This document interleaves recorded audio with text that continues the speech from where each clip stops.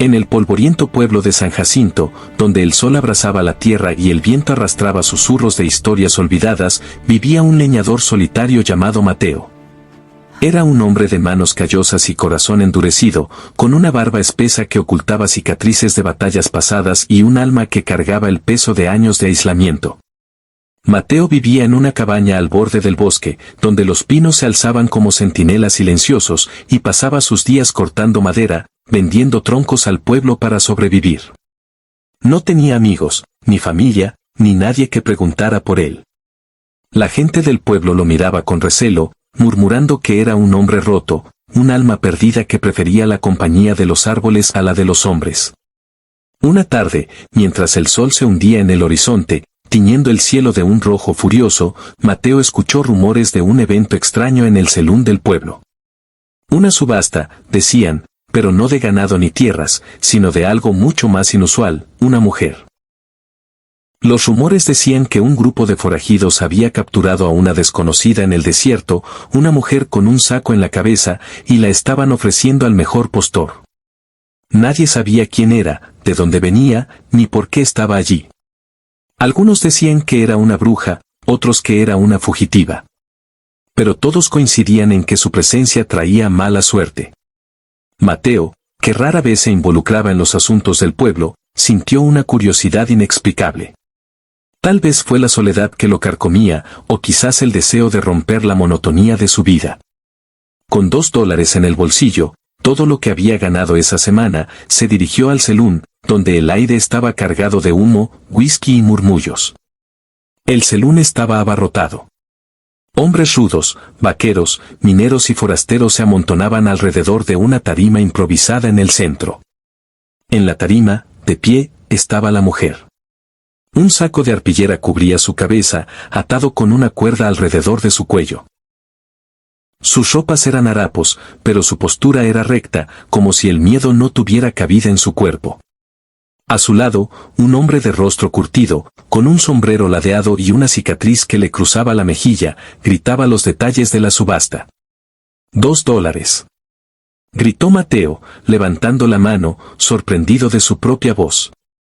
Un silencio pesado cayó sobre la multitud. Los hombres se giraron hacia él, algunos con burla, otros con incredulidad. $2 era una miseria, una oferta ridícula. Pero nadie más levantó la mano. El hombre de la cicatriz frunció el ceño, claramente disgustado, pero al final asintió. Vendida al leñador por $2, declaró, y la multitud estalló en risas y murmullos. Mateo se acercó a la tarima, sintiendo las miradas como cuchillos en su espalda. Tomó a la mujer por el brazo con suavidad, notando cómo ella se tensó bajo su toque. Sin decir una palabra, la llevó fuera del celún, al aire fresco de la noche, donde las estrellas brillaban como promesas lejanas.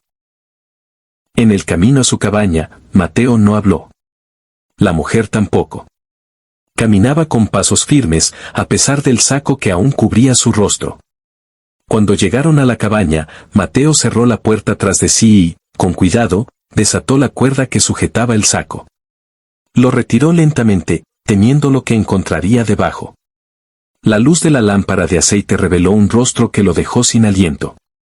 Era joven, con ojos oscuros y profundos como pozos sin fondo, y una melena negra que caía en cascada sobre sus hombros.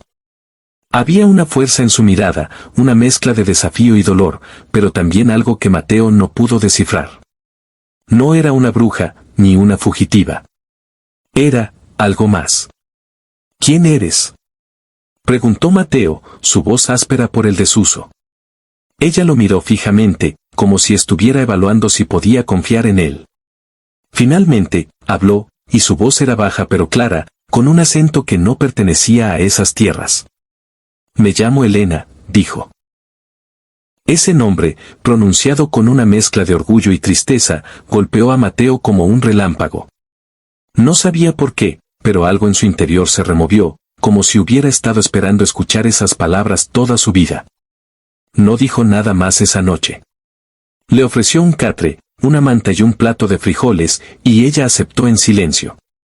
Pero mientras la miraba dormir, con la luz de la luna bañando su rostro, Mateo supo que algo había cambiado. No estaba seguro de qué, pero su mundo ya no era el mismo. Los días siguientes fueron extraños. Elena no hablaba mucho, pero trabajaba con él en el bosque, ayudándolo a cortar madera y cargar los troncos. Era fuerte, más de lo que su figura delgada sugería, y no se quejaba, ni siquiera cuando las astillas le cortaban las manos o el sol quemaba su piel. Poco a poco, Mateo comenzó a notar detalles, la forma en que ella observaba el horizonte, como si esperara que algo o alguien apareciera. La manera en que sus dedos trazaban patrones invisibles en la tierra cuando pensaba que nadie la veía, y, sobre todo, la tristeza que cargaba en sus ojos, una tristeza que parecía tan pesada como la suya propia. Una noche, mientras compartían una fogata bajo un cielo estrellado, Mateo se atrevió a preguntar: ¿por qué estabas en esa subasta? ¿Qué te pasó? Elena tardó en responder. Sus manos jugaban con una ramita, que giraba entre sus dedos como si fuera un talismán. Huía, dijo finalmente. De un hombre. De un pasado. No importa. No quiero hablar de eso. Mateo asintió, respetando su silencio. Él también tenía fantasmas que no quería desenterrar. Pero a medida que pasaban los días, algo crecía entre ellos. No eran palabras, ni gestos grandiosos, sino pequeños momentos, una mirada compartida, una risa inesperada, el roce accidental de sus manos al pasar un hacha. Mateo, que había jurado no volver a confiar en nadie, sintió que su corazón, endurecido como la madera que cortaba, comenzaba a ablandarse. Una mañana, mientras trabajaban en el bosque, un grupo de jinetes apareció en el horizonte. Eran 5, armados hasta los dientes, con rostros duros y ojos que brillaban con codicia. El líder era el hombre de la cicatriz, el mismo que había dirigido la subasta. Mateo lo reconoció al instante. Leñador, dijo el hombre, escupiendo al suelo. Esa mujer no te pertenece. Es mía. La quiero de vuelta. Mateo se puso frente a Elena, su hacha en la mano, aunque sabía que no podía contra 5 hombres armados. Se acabó la subasta, respondió, su voz firme a pesar del miedo que le recorría las venas. Ella no es de nadie. El hombre de la cicatriz rió, una risa fría que resonó en el bosque.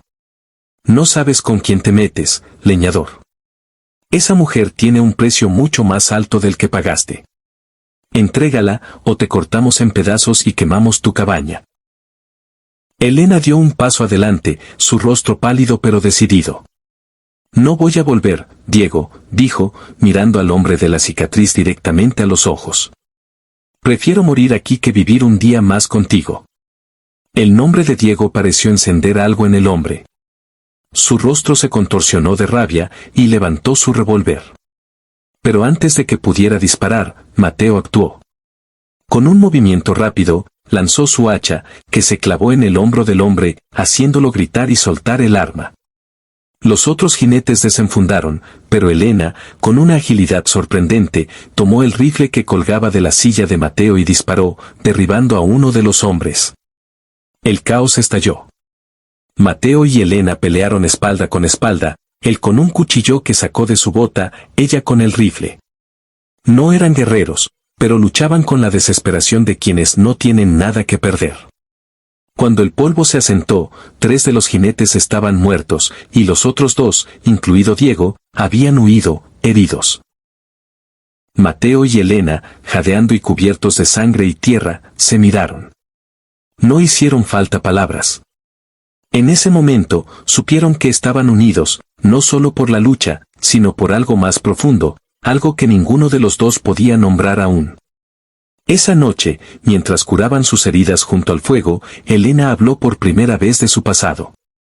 Había sido prometida a Diego, un bandido cruel que la había tratado como una posesión.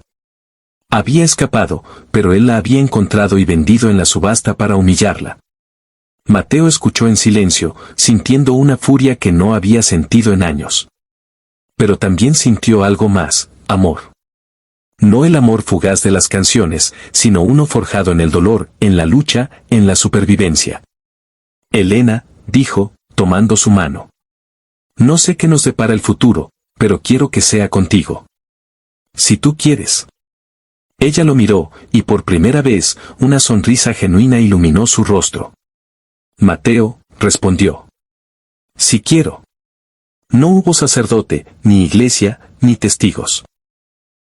Pero bajo las estrellas, con el bosque como único testigo, se prometieron el uno al otro. No fue una boda con flores ni vestidos, sino un pacto de almas, sellado con sangre y esperanza. Los años pasaron, y la leyenda del leñador y la mujer del saco se extendió por los pueblos del oeste. Algunos decían que eran fantasmas, otros que eran héroes. Pero para Mateo y Elena, eran simplemente dos almas que habían encontrado refugio el uno en el otro, en un mundo que no perdonaba a los solitarios. Juntos, construyeron una vida en el bosque, donde los pinos seguían siendo centinelas, pero ya no de soledad, sino de amor. Y aunque Diego nunca volvió, las cicatrices de ambos les recordaban que el pasado nunca se iba del todo. Pero mientras tuvieran el uno al otro, podían enfrentarlo todo. Porque en el salvaje oeste, donde la vida era dura y el amor era raro, ellos habían encontrado algo más valioso que el oro, un hogar en el corazón del otro.